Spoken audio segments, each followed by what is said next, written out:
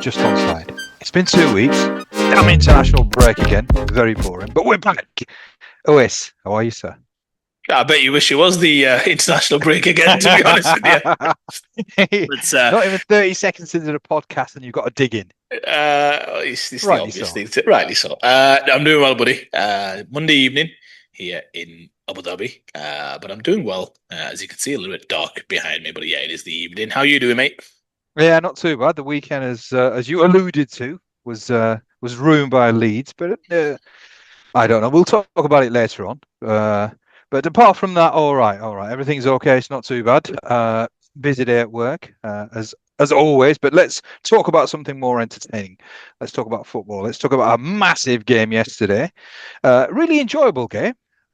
Could probably question the quality, but my goodness me, it was entertaining. So, what's your take on that? I mean, I think it probably, on the balance of play, I would have thought that Liverpool were bitterly disappointed to get nothing out of the game. From what I saw of the game, I think they probably think they should have won the game. But what's your thought? What's your take? Yeah, it was probably in some ways, the game of the season, Ayub. There's been a lot of big games so far. Liverpool, Arsenal at Anfield felt like a big game. Perhaps came a little early in the season. But this felt like a huge game for both clubs for very different reasons. Ruben Amorim, obviously under a lot of pressure, as is often the case with any manager at Man United, if you're not named Sir Alex Ferguson. But he's been under the cosh, hasn't he, Ayub? You've been quite Mm. critical. We've both felt as though it's getting to that point where the hierarchy might look at it. And look, he's had his biggest result of his Manchester United career. There's no doubt about that. You could argue, actually, his two biggest results in his Manchester United tenure were both at Anfield. Obviously, he got the draw last year in different circumstances. But this one, in terms of going to Anfield, beating the champions in their own backyard, when Liverpool have got the better of them in the last few years, Ayub, it was quite the amazing finish, wasn't it? And to some respects, I think you summed it up perfectly. Both clubs probably both teams probably feel as though they deserve to win. Man United showed enough about them in terms of that spirit that you need to dig in, as well as having good quality going forward. You always feel as though with that trio, Diallo, Mbeumo and Cunha, that you're going to cause some trouble. And Mason Mount's had a bit of a resurgence, hasn't he, recently in that Man United shirt. But yeah, you feel as though they're going to cause your problems, and they did cause Liverpool some problems. Now, look, Liverpool had lots of opportunities as well. We'll get onto the Liverpool side of the ledger sooner, but I think the day, to some respect, does belong to Manchester United.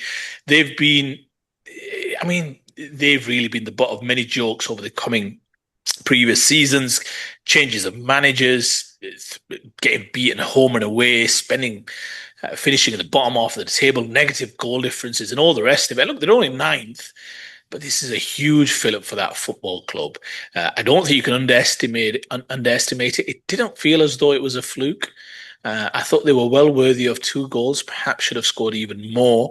Now, again, there's no doubt in my mind that Liverpool will feel also that they had great opportunities, but it's Anfield. I mean, you'd expect them, because they are such a wonderful side, to create tons of opportunities. But from a Manchester United perspective, Ayub, I think if you're a Man United fan and you're going through difficult times, the number one thing you want to see is a team that's together, team that's willing to compete, go to the hard grounds, the difficult grounds, and stand up and be counted. You saw that to some respect with his team selection in terms of picking De Ligt and Maguire to kind of spearhead that defence. And I thought it was a wonderful performance. Again, they rode their luck at times, which you have to do at Anfield. But if you look at some of the play they had, composed, knocking it around, lovely triangles, lovely movement. They've got a nice blend up front. Cunha and Mbeumo are a handful for any team. They are top Premier League footballers. You saw Cunha at the end of you just before he got cramp. I mean, the shielding, the pirouette, keeping possession. This is what you need to do when you're under the cosh at Anfield with injury time, with the cop kind of screaming and shouting and all the rest of it, and the atmosphere turning up a notch. So, wonderful performance from Man United. Their best performance under Ruben Amorim, Ayub, in the most difficult circumstances, hostile environment. Now, it probably helped a little bit that it was a Liverpool team and a Liverpool crowd to some respect that you could make them feel a bit uncertain about themselves. You saw the crowd at times of you when the camera was panning to them, lot of fingernails being bitten, a lot of nervousness in the air. So it wasn't a Liverpool team that was six on the bounce, winning and all the rest of it. This was a Liverpool team you could tell that was short of confidence in some key areas. Now, it's funny how football, I mean, it is that intangible thing that we speak about, isn't it? Your confidence. And Liverpool right now look to me at you very quickly. And I'm get your thoughts because I think we'll be on this topic for quite some time. They look a team that is kind of split into two different divides right now. They've got some what I would call some luxury players, lovely footballers, tidy, classy. Whether or not they're willing to put the absolute hard yards and the intensity that you need to compete in Premier League football games, that's still a question mark. And I'm thinking about your Salahs. Yes, he's a champion player, but what I mean is these are what I also call luxury players. Where maybe last year he could cheat on that side because you had Trent Alexander-Arnold and a settled football team, but with so much turnover of player personnel, for him to play the same way, if not having dropped maybe a level, two levels. And no doubt his standards last year were incredible. Let's be very clear. I don't think he was ever going to sustain those levels. But it just goes to show that you've got Isak, Salah, Wirtz, maybe even McAllister, who's been a yard short this season. And then you've got all, let's say, the new players who look short. Frimpong, he had a good, I thought, cameo yesterday. Don't get me wrong, created the opportunity for Gakpo, who should have scored. But Kirkez, I mean, he's having a real struggle right now. And a few other areas where you just feel as though they're just a little short in terms of that out-and-out quality. Obviously, a shaky performance from captain. I'm not going to dwell on that too much. You're going to get a few poor performances here and there, even from the very best. But Liverpool right now are your question marks for sure. It's the first time Arne Slot's having to really have a lot of introspection and say, what's the number one issue? For me, I think it's just a simple out-and-out desire to defend. And that team from start to finish doesn't have it right now. Obviously, they're missing their goalkeeper, missing a few key players. But even so, I think it comes down to how much you want it ultimately in terms of wanting to defend, wanting that whole, we're keeping a clean sheet no matter what happens today. And you don't see enough of that from Liverpool. From a United perspective, very quickly, Ayub, incredible result. Happy for Amorim. He's threatened this type of result, especially in the big games. He's had a few good results in big games as well. Harry Maguire, huge moment for him after everything that, in a sense, that he's been through. And again, to some respect, probably well worthy of the 3 points because they showed enough. I mean, if Fernandes scores that chance, which he should in the first half, that's 2-0. Yes, Gakpo's hit the post. So it was, to some extent, a lot of exciting moments within the game. Always drama-filled Liverpool, Man United. You're never going to take your eyes off it. But again, a huge fill-up for Ruben Amorim.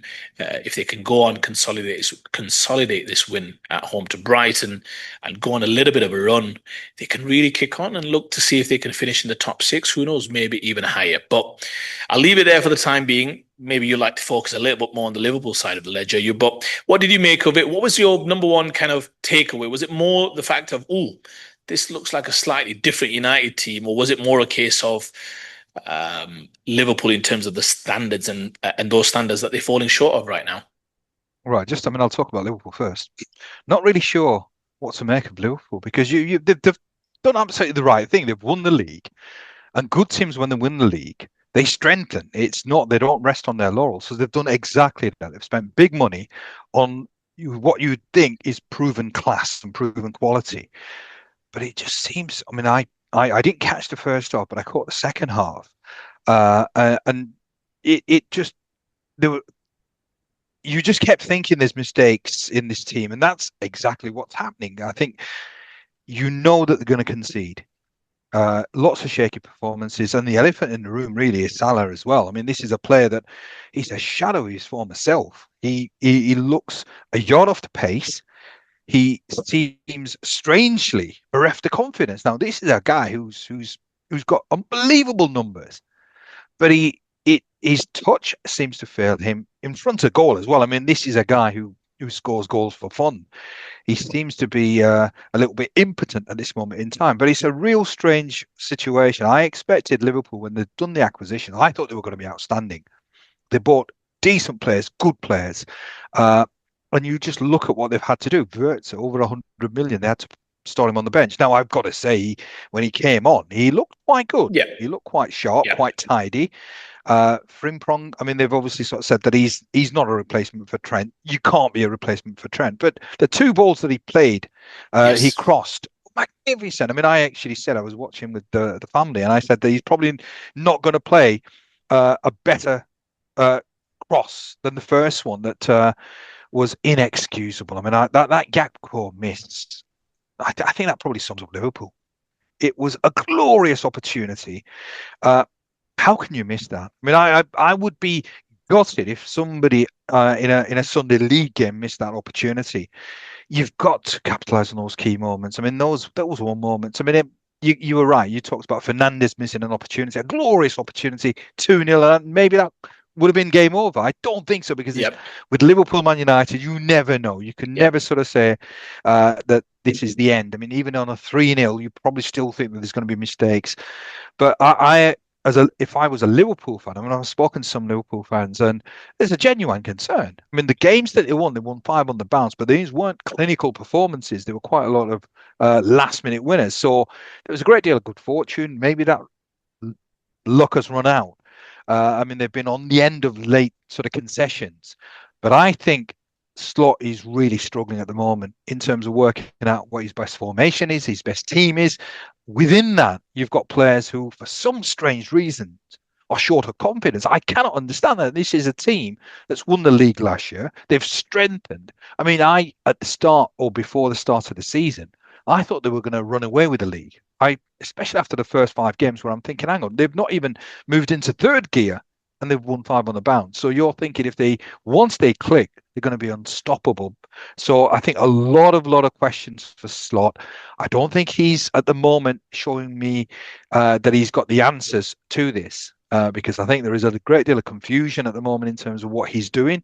He doesn't seem to be doing the right things in terms of team selection, in terms of formations. And you need, especially when things aren't going well, you need your gun players to really stand up and be counted. Van Dijk, I mean, we sing his praises regularly, and we have done for a number of years, and rightly so. I think there's question marks at the moment about him. Salah, definitely. I think Salah needs to be rested. There is no question that there's something not quite right about Salah at the moment, whether it's confidence, whether it's ability. I don't know whether he's carrying a niggle. Now, he did all right for Egypt, so he's obviously okay in terms of physicality, but maybe he just needs to be taken out of the firing line. Maybe, I suppose, Slot needs to give opportunities to the players that he's brought in. So I've got to say, yesterday, he probably started showing me glimpses of what he's capable of. But Slot's got a lot of questions. In terms of Man United, it wasn't an outstanding performance. I mean, a win is a win, and a win against Liverpool at Anfield is massive. It's monumental. Maybe this is the catalyst. But in terms of performance, it wasn't great. They were playing, I think, a team that's bereft the confidence. I think I would probably say that Liverpool probably edged it in terms of the opportunities created. But I don't know. I mean, I wouldn't sort of say that this was a performance that sort of tells me that United are back. They've won the game now. Maybe the performance may not give them confidence, but the result will. yeah. And they had moments, but they've had moments throughout the season. They've had nice spells of play. It's about the consistency. Can they do this for 90 minutes? Can they do this over 3, 4, 5, 6 games consecutively? Yesterday, again, Liverpool, a more clinical Liverpool, probably would have won the game, I would have thought, because they had some great opportunities, glorious opportunities. And in fact, when they equalised, I thought there was only one team that's going to win it. The goal that Man United scored, Harry Maguire's goal. I mean, we've had conversations today about it was a little bit good fortune. Now, it was good fortune. It came back out to Fernandes. Now, to me, Fernandes, I mean, it's a decent skill. Decent. But it's luck. It's luck. How's that luck? He's played it into a space. Now, if you've got a dead ball, now you can really then say that that's skill. Do you know when you've got a dead ball? That volley is. There's no guarantees. Go on. You're taking issue with this. I'm taking issue with it because the ball's come out to him on the full. Yeah, It's come out to him on the full. And for yeah. him to control that volley into, of course, do I think he was aiming for Maguire's head? Absolutely not. Let's not get it twisted. But we talk about, well, I could make the same argument. I don't think Saka's aiming for Gabriel's head, but he knows if I put it in a dangerous spot, there's a good chance the centre back's going to get there. And he did against Fulham. Yeah. It's the same concept. I mean, he could have shanked that in 10 different directions, but he shanked it. Well, he didn't shank it. He hit it sweet, perfectly, loopy cross towards a danger area. So, I mean, from a skill perspective, I promise you, he could try that another 3, 4 times. Chances are he's not going to do it. Now, you might say that proves my point. No, it doesn't. What it tells you is It does. what it tells you that he executed it absolutely bang on. So, oh, you've sold him short there. You come on. No, no, exactly. I mean, in a sense, you've supported my argument, but I sort of said he could have shanked it, he could have done this, that, the other, and it was. I mean, it was one of those. It was meant to be United's day, and that's what it was. Because that on another day, it probably would have been. I mean, it's there's no guarantees exactly where it's going to go. He's put it back into a decent area. But awful defending. I mean, it was absolutely shocking. Good finish because they always sort of say if you're heading it in the opposite direction, the ball's coming, and that's exactly what Harry Maguire did. I mean, he's been much Yep. vilified, so Yes. you can't begrudge the man for scoring the winner. But it's as I said, the result probably will give him more confidence. I mean, if they analyse the performance, it wasn't great because they gave away lots of chances, lots of opportunities, but they had good spells. And you talked about some of the players that they've got. They've got some really good players. I mean, in terms of the forward line, I mean, Cunha is magnificent. I mean, I think he was feigning Yep. cramp at the end just to kill a bit of time either.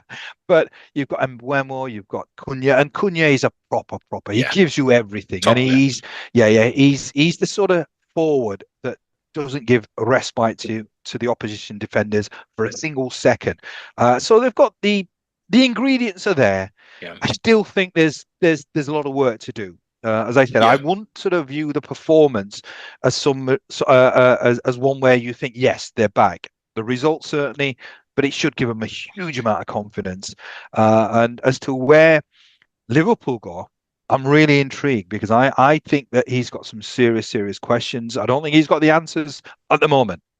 Yeah, just talking about Liverpool, Ayub, I don't know if you've seen it, but there's a wonderful podcast out with Stephen Bartlett, Jurgen Klopp. He's got Jurgen Klopp for 2.5 hours. I think it just came out today. I'm halfway through it, and in the trailer of the podcast, Jurgen Klopp speaks about how to succeed. It's a wonderful listen, by the way. It's promising to be a wonderful kind of 2.5 hours. He speaks about how if you want, or the way he managed was, if I to guarantee success or to guarantee that we were going to be right there, I needed everybody to kind of buy into this one aim and objective. And he speaks about it. He goes obviously into quite some detail, not just some platitudes, but he speaks about how he goes on to do that. And when you look at this Liverpool team right now and you compare it to seasons by when they have hunted down Man City and where they did set the standard last year, you and I spoke about it week in, week out last year, where it was a case of they've still got that Jurgen Klopp transitional ability in terms of going from back to front super fast through the thirds really quick.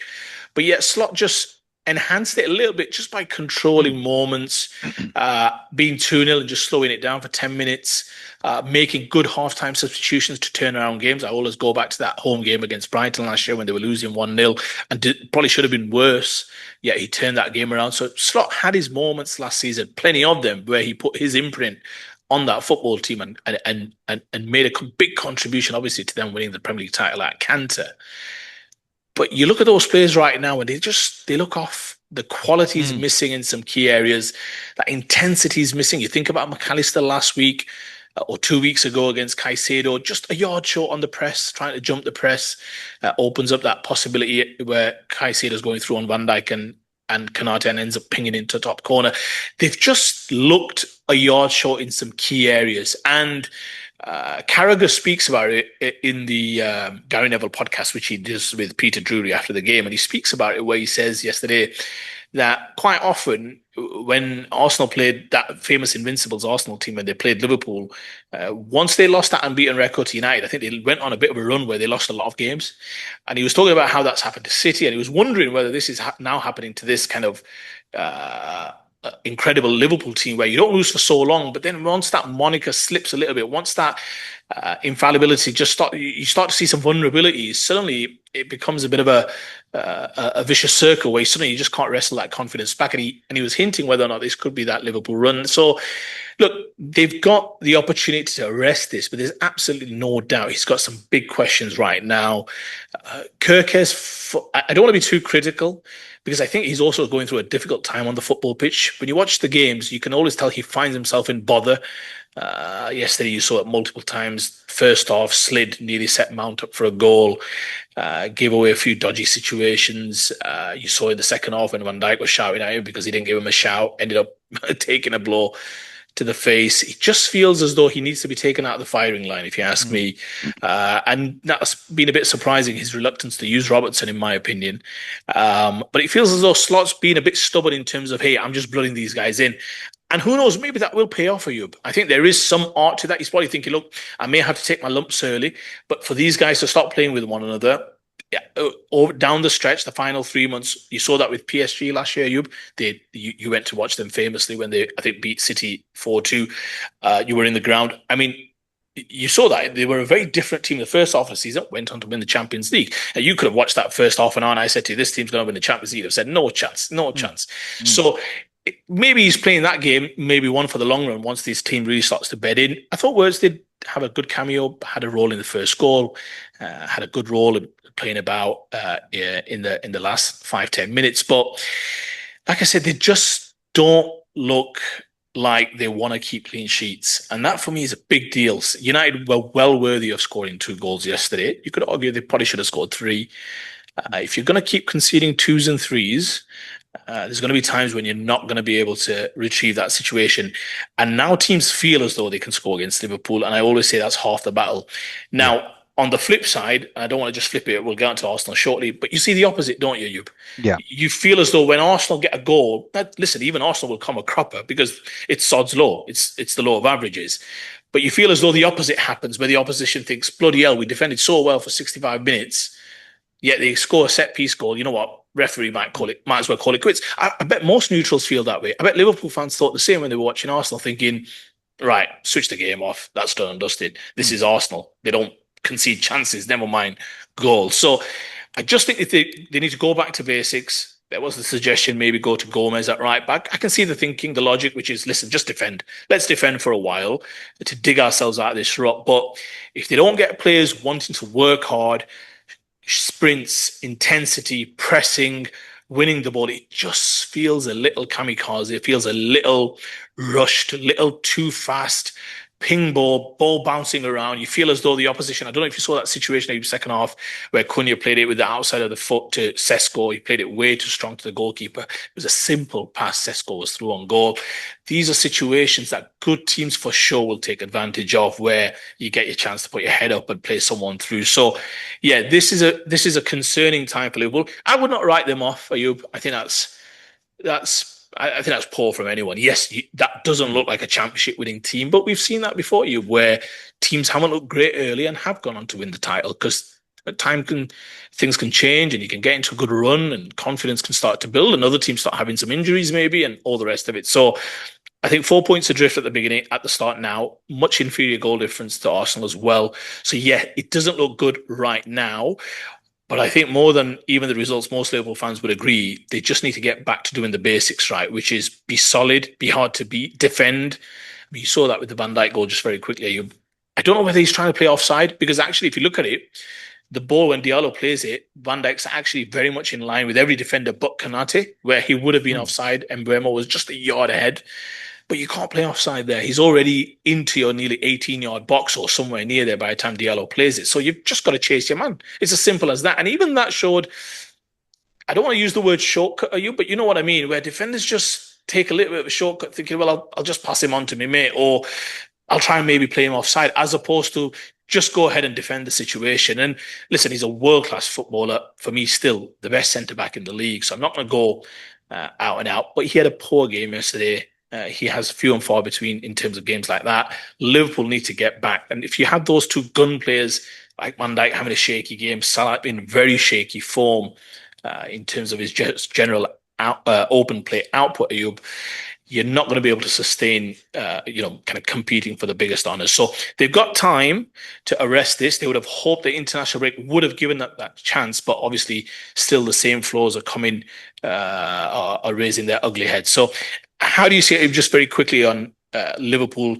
Do you think it's still way too early to start doing any kind of meaningful postmortems, or do you think is it just a case of this is a big wobble that they need to correct quickly? Yeah, it's a big wobble. I mean, the array of riches that Slot has, it's almost inevitable. But he needs to now. He certainly needs to show his coaching credentials because the quality is there. There is quality players there, uh, and it would be an absolute travesty if they were to. I mean, the gap is 4 points. I mean, we're talking how many games? 8 games, 9 games, 4 points. I mean, it's. We'll talk about obviously Arsenal shortly, but the way that this league is, 4 points is it's if you have many more slip ups, the competition, namely Arsenal, are not going to slip up. And I think he's not quite sure exactly what his best 11 is. He's obviously got a.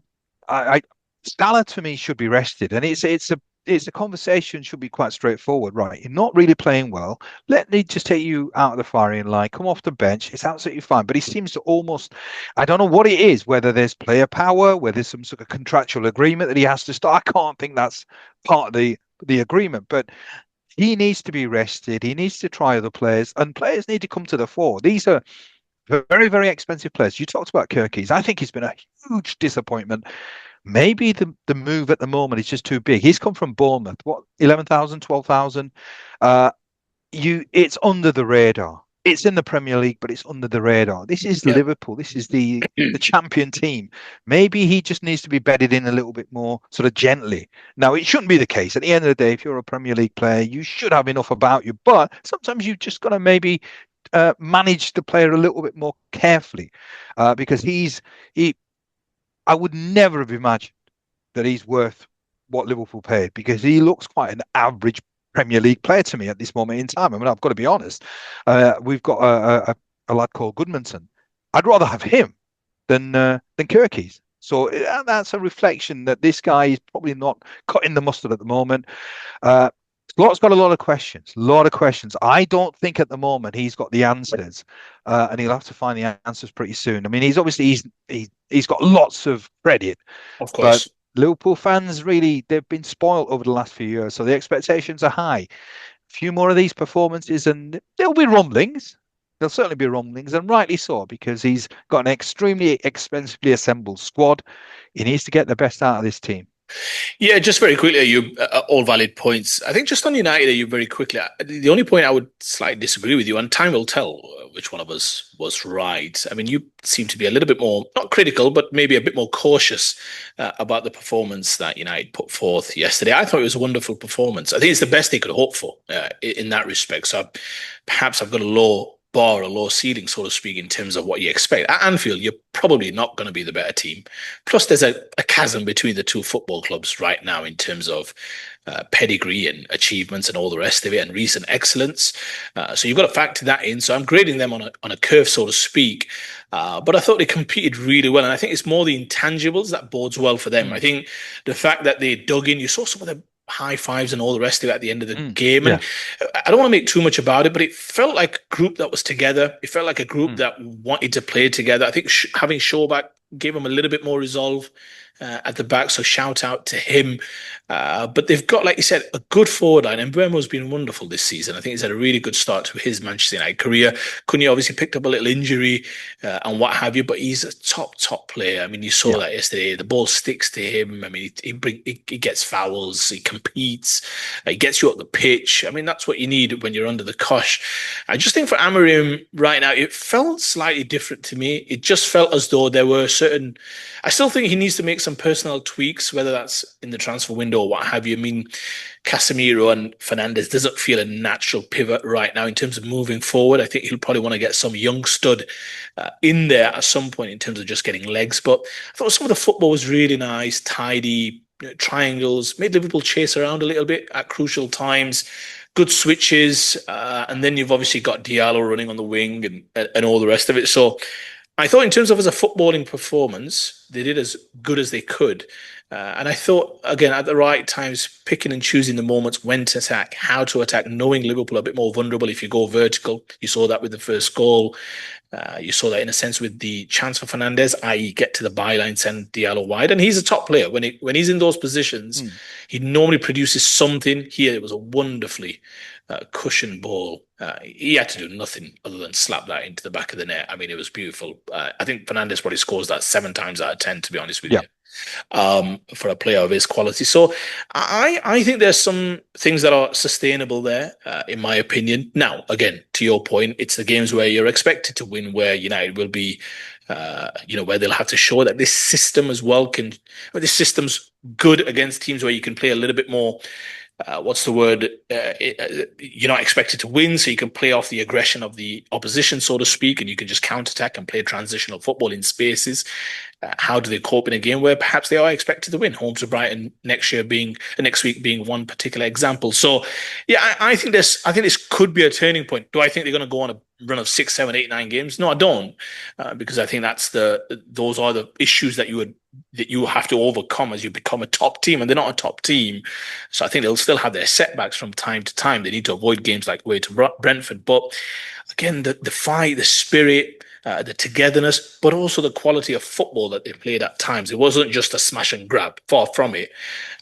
So I think there are some things that are sustainable, but as Gary Neville emphasised in his, again, 20 minutes with Peter Drury after the game, home to Brighton, get your head switched on, focus on that game, home to Brighton. And it's just the sheer consistency of winning games that will forever rid Ruben Amorim of this kind of hot seat, so to speak. I think he's good for now. I think a win at Anfield gives you a lot of credit in the bank, rightly so. And it'll be interesting to see what their ceiling is for this season, because with a forward line like that, with a defence that's willing to defend as hard and as stoutly as they did, perhaps they can keep climbing up the table. Right. Fair assessment. Right. We'll talk about your Arsenal.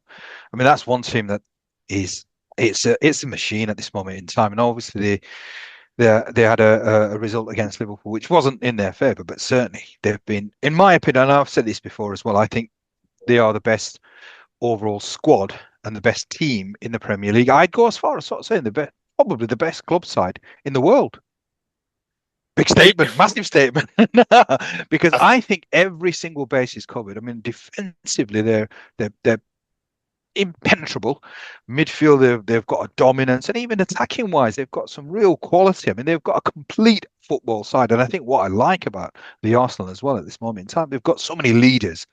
It's a team that I think can intimidate you, because I think physically the big strong boys. But I think sort of the mentality as well, it seems to be that they are indoctrinated. Now you can question when it really matters, have they got what it takes? But certainly at this moment in time, there is a real arrogance about the Arsenal. And I've got to be honest. I mean, I think they're hot favourites to win the league. Now your take. You've jinxed them. This is what I really didn't want. Because I remember 2 years ago when I was in Bristol. You remember we shot when I was in Bristol, and you said Chelsea are back, and I think they went on a 6-game losing streak or whatever it was, and I was like, yeah, that's the famous Ayub jinx. Look, very quickly, I mean, yeah, best club in the world is hyperbole. I wouldn't expect anything less from you, but. No, look, they are looking like a top unit right now in terms of just their personnel. I still think, in my opinion, open play, they don't show as much conviction. They don't show as much potency. You've got to watch the games against Fulham. It felt at times as though, I mean, the first half was a drab affair. Yes, they got better as the half went on, but for me, if you're going to play against inferior opposition, which Fulham were, they were carrying some injuries as well. You want to go and show your dominance and your superiority. They were much better away to Newcastle, if you remember, where I thought they deserved to win the game in the end. Even when they were losing, they created tons of opportunities in the first half. But you've got to, I still think from open play, they're a bit too cautious for my liking, waiting for things to happen, trying to get Saka in one-on-one situations, which rarely happens because the ball play is a bit too slow. So the midfield is always sliding across. But you mentioned about the defence, look, ultimately, football is made up of a lot of things, but at its core, it's split 50-50, isn't it? You've got to be able to defend, you've got to be able to attack. And nobody does defending better than Arsenal right now. I would argue they've got, you could make the argument they've got the best five in terms of the back unit on its own individual positions, on its merits. You could make that claim. Yeah. Yeah, Van Dijk didn't have a good day yesterday, so it's probably a good day to make that claim. But you can make the argument: Raya is the best goalkeeper in the league, Timber's the best right Mm. back in the league, Gabriel and Saliba are the best centre backs in the league, and Calafiore has had a wonderful start to this season. He's probably the best left back in the league. So Mm. if you've got the best players in their respective positions as a back five, and then you factor in the coaches very cautious, very conservative, very and all the rest of it. Declan Rice, powerful. Zubimendi's been wonderful, I thought, this season. Been Mm. better than I Yeah. expected in terms of Yeah. control, angles, pass, keeping it moving, keeping it ticking, always offering an option, causing the opposition lots of issues in terms of the positions he takes. And I thought Saka had his best game this season. Really up the ante. For me, it was a bit of a scandalous penalty decision, if you ask me. Arsenal had a few of those. I mean, they also had the Max Dowman penalty against Leeds, which was never a penalty. Yes, the game was done, but it was a ridiculous decision, in my opinion. That should have been reversed. But for me, it was a penalty just by the sheer fact. Does he get the ball? Of course he does. But for me, Saka is the best shielder of the ball of the Premier League has right now. And you can clearly see it's knee on knee first before he gets the ball. Saka just will not let players get the ball like that. He's too good. So for him to reverse his decision and not take that into account was pretty poor, in my opinion. But yeah, Arsenal, look, they are solid. The statistics tell you that. Second game in a row, they've not conceded a goal. They've not conceded a shot on target. They look, like I said, they have conviction. I agree with you. They've not done it yet. So irrespective, there's pressure in every single game. That'll be November, December, Jan, Feb, March. As we go through the season, they'll have a wobble. Of course they will. That's every team. They will have a wobble. They'll have tough moments, difficult moments, situations they'll have to address where they'll be really under the cosh. Of course, it's a Premier League season. It doesn't come easy. These are big trophies that you're trying to win. It should be difficult because it's well worth having at the end. But they're in a good moment. They're in a good moment. They're in a good space. Yes, Odegaard's injured, but they've got Eze. Didn't have his best game. They've got Havertz just about to come back soon. They've got Madueke coming back soon. Lots of competition for places. Saka, who's just turning it up a notch or two. Gyökeres, for all of his goal-scoring issues, he's still I guess in the good old days, you'd call him a good old lump, but he's really Mm. putting himself about. He makes the runs in behind. He occupies defenders. People are running off him. Trossard's having a little bit of a renaissance, making big contributions. So, yeah, look, there's a lot to like about Arsenal. I think open play, still a bit too cautious for my liking. It's what's probably got on this defensive record. Let's be very clear. I mean, again, you look at that back five, six, Rice, Zubimendi, the back four, and the keeper. It's just hard going. It's tough sledding for a team. And the moment teams start to commit a few guys forward, then you've got Sakas in one-on-one situations and all the rest of it. So, yes, I agree with you. I think they are the best team in the league right now. I don't disagree with that. But you're right. They've not proven anything yet. They've got to go on a run. They've got to become a bit machine-like, grinding out wins, giving teams nothing. And nothing to sniff at, nothing to even feel optimistic about. Tricky game next week, I think, home to Palace. They've been on a good run. Yes, they've lost against Everton, but got themselves a huge draw. Should have won it if you saw the Mateta chance at the end against Bournemouth. But yeah, listen, they look good, but they've probably right now is the time with the fixtures that they've got, Palace, Burnley, Sunderland, especially with, I think City have got Newcastle, they've got Liverpool. Obviously, those two will play head to head. I think they've got Newcastle away, exactly. I think they got Villa as well. Liverpool have got Villa as well. So there's some games there where Arsenal might look at it and think, this is the time we just need to make hay, go on a bit of a run, keep it tight at the back. And you know what it's like, just very quickly, Ayub. Arsenal right now feel as though they just feel confident they can keep clean sheets. And even me watching, as nervous as I am watching, thinking, bloody hell, we should be doing a bit better here. No, that there's always set pieces, there's always stuff that they're super good at where maybe it's going to be a goal. If I said to you, how many games do you think Arsenal this season are going to concede 2 goals in? So they've not conceded 2 this season, right? So it's Liverpool, City, Newcastle. Those are 3 games they've conceded a goal in. You'd say, how many times are Arsenal going to concede twice? Maybe 3 times maximum, you think? Maybe. I mean, weird things can happen. But in that respect, they're only ever going to have to score a goal to get a draw in those instances. So it just gives the team a bit of confidence that it's just one. We need one situation, one moment, and we can do the rest at the other end of football. And look, right now, they are just about balancing defense and attack, I guess, as good and as efficiently as you can. So they're in a good space, but I think right now is the time to go on a little bit of a run and see if they can create a little bit of distance at the top of the table. They are on a run. What are you talking about? They need to go on a run. I just can't see him dropping any points. They seem absolutely it's a machine in action at this moment in time. And you're right. I mean, I'm just thinking. I mean, you talked about being a little bit conservative.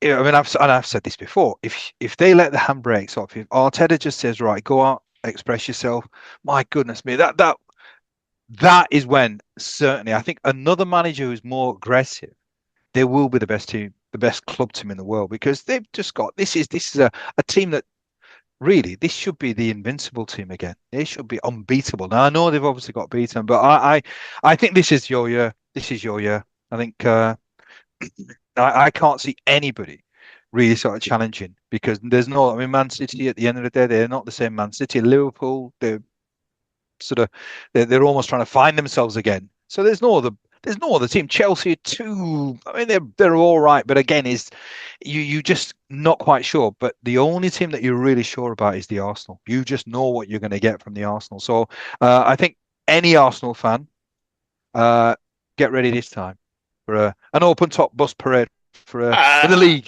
It's mid-October, so let's pump the brakes. They're in a good spot. There's no doubt about it. And look, like you said, they've got a great squad. Few injuries right now, but hopefully a few players returning. And look, Palace at home, but then Burnley away, Sunderland away. As good as those two teams have been doing, and they've both picked up big wins. We'll talk about one of them shortly. But you'd have to think Arsenal have got to go there and show them who's boss and pick up back-to-back victories. So Palace looms large.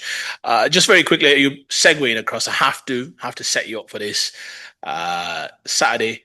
Burnley Leeds. I mean, I had my young son asking me like. He was worried about which goalkeeper to put in Fantasy Premier League, and I said, "Yeah, go for the Burnley keeper, mate. Trust me, it's Leeds. They're not, although they've had a few games recently where they've scored the odd goal. Trust me, this is as good a clean sheet as you're gonna get." So I was proven right. I mean, you tell me. I didn't follow the game too much. It seems a relatively comfortable win. Was it for Burnley? Not really. It was two championship sides. And it disappointing game. I mean, sort of Daniel Farke. I mean, he was going on about possession stats. I think somebody needs to explain to him that means nothing if you don't sort of score goals and win games and get points. I mean, it was if we're not going to beat Burnley, who are we going to beat? Very, very disappointing. I mean, the players weren't at it, and I was a little bit apprehensive prior to the game. I think now I'm absolutely resigned to the fact that we'll go down because we just haven't got the players. And I put out a tweet: when you've not got a great squad, you need a really good manager, good coach. When you've got a poor squad and a poor coach, you're asking for trouble. I mean, we've been let down by the 49ers. And bearing in mind, this is the same owners who've got a part share in Rangers as well. And look what's happening to Rangers. So this is not something that they're very expert at. I think the recruitment was awful. We've bought some really, really average players. Now, the precedence was set. The first player that we bought, now bearing in mind we were sort of promoted automatically. So therefore you've got ample time. We bought Nemecha, a free signing. That's our first signing. What you've got to do is almost stamp your mark. Show the league what you're all about. Sunderland did exactly what they're supposed to do. They've bought some big players. They've paid perhaps over the odds, and that's what you've got to do. You've got to make sure you give yourself the best chance. And they bought Xhaka as well. But the difference between Sunderland and Leeds was their manager. Their manager is somebody that attracts players. We've got a manager. I'm absolutely convinced there are players perhaps have said no because Daniel Farke. I mean, he's quite a stubborn man. He falls out with players, and when he falls out, he completely freezes them. Jed Spence. He thought Jed Spence wasn't good enough for the championship. The man's just made his debut for England. It was just funny when you said he's a stubborn man, falls out with people, freezes them out. I thought you were talking about yourself there for a second. Go on. But in addition to that, we had a guy called Largi Ramazani. I mean, there was two players last season that were instrumental, or at least largely instrumental in us getting promoted. Now, obviously, there are other players as well, but Largi Ramazani, exciting player, perhaps didn't work as hard, but Daniel Farke, you've got to work. You've got to put in the shift. Now, Ramazani is an exciting player. He's electrifying. He's probably one of the few players I would have thought would have been able to shine in the Premier League because he's got skill set, but he didn't work hard enough. Shipped him out to Valencia. Solomon, obviously, that was completely different. That wasn't our player. Yeah, So this is a coach who absolutely is fixated by hard work. Now, fair enough. There's nothing wrong with that. That's yeah, it. It should be a non-negotiable. yes, But you've got to have a little bit of quality. You can't have workman-like players. We had a team that started that really would have sort of not looked out of place in the championship. You cannot. I mean, I was absolutely fuming. I was angry at the starting lineup because we had Jack Harrison, Brendan Aronson. These are squad players at best. We've got Pascal Stroik, who's had a poor 3 or 4 games, but he still sort of plays. And we've got Biol, Jakub Biol, who last season in all the European leagues, I think had the best in terms of headed clearances. So he's obviously somebody that defensively is very, very good. We started with Strike and he made another mistake. He's again one of these defenders that he's prone to a mistake yeah. in the Premier League now, albeit you're playing Burnley. You cannot be affording to making mistakes. So it very, very disappointing. And we've got West Ham this Friday. Oof. Massive, massive game at Ellen Road. Now, West Ham are playing tonight. So they've Short got a week. short turnaround. So if we don't get the points, then because after that game, we've got a horrific run of games. And I can't see us getting any points. So this is an absolute must win. Yeah, just very quickly, Ayub. I saw the chance. I think it was for Aronson, wasn't it? The one in the first half, was it? Where there was some wonderful build-up play or what? I'm sure it was Leeds. Yes, I'm sure it was. Where Yeah. the player absolutely beautifully plays him in, like as in it's the most loveliest pass, but like a bit like Diallo Fernandez, but in a different dynamic. And you're thinking, right, run onto it, pick your spot, and where does he pick? Right in the Yeah. middle, right into the goalkeeper. It was a wonderful pass, real nice, kind of not a blind pass, but disguised pass, Yeah. I should say, beautifully in his path. Wait, to your point, you just need that little bit of quality, don't you? That's as good a chance as you're going to get in the Premier Yeah. League in Yeah. terms of openings like that. Look, it's a tough one. Burnley again, another club that's competing, doing well. Obviously, Sunderland flying really high. Just very quickly, Ayub. I mean, you say you're going to go down. I get it. You're a bit of a defeatist at the best of times. I mean, they are outside. They are outside the Premier, the relegation zone right now. Obviously, you got Wolves there. I think Forest there. I think West Ham there. Like you said, huge game for West Ham today, home at Brentford. Then they've got a short turnaround playing you guys. And you're right. You need to pick up a win ideally against West Ham. Just very quickly, Ayub. I mean, there are other clubs down there struggling, aren't there? One obviously got rid of their manager in pretty unceremonious Hmm. fashion. I just want to get your thoughts. I know the relegation is your forte, should we say? But yeah. But no, very quickly, Ayub. I mean, what's your thoughts on what happened at Nottingham Forest this weekend? It left. I mean, you can speak about whether it was the right decision. Maybe it was never the right decision to put. I get all of that, but it's Hmm. pretty unsavory, isn't it, Ayub? I mean, it's football. I get it. This is the world we live in, isn't it, Ayub? It's an ugly Yeah. world in a lot of ways, but there is something to be said about a bit of decorum and a bit of dignity. Now, look, Ange Postecoglou will be fine. He'll pick up a good pay packet and all the rest of it. So Yeah. I'm not suggesting as though we should kind of hold a vigil or anything like that. You feel as though sometimes that football misses a little bit of that kind of human touch. And again, I'm not talking about where he's in pain or anything like that. I'm just saying a little bit of decency, and it felt a little bit too brutal and a little bit too harsh for my liking. Inevitable, yes, but it just felt a little unceremonious. How did it feel for yourself? Yeah, I mean, I don't even think he reached the car park. His ass was out of the ground. It's just it. He's a loose cannon. The owner is a loose cannon. I mean, I'll give him credit because he's invested. I mean, he certainly wants Nottingham Forest to do well. So he's spent a lot of money. He has spent lots of money, but he's trigger happy. He's fallout with Nuno.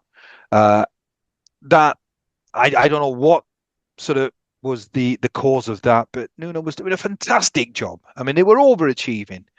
Uh, so it's very. I mean, you're right. I mean, this is unfortunately when you've got owners who I don't know. These are sort of egomaniacs. These are sort of power crazy characters.